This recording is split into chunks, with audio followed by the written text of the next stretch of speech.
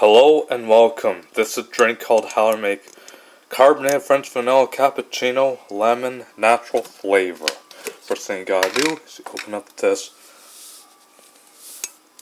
mix of French vanilla cappuccino and you pour into this cup and you pour in the water.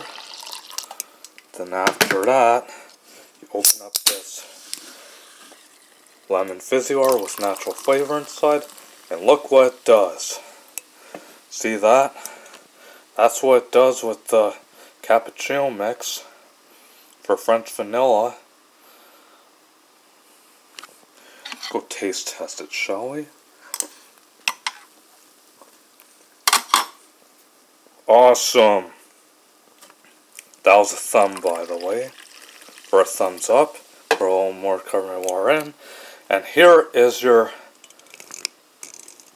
carbonated French vanilla cappuccino lemon natural flavor, folks.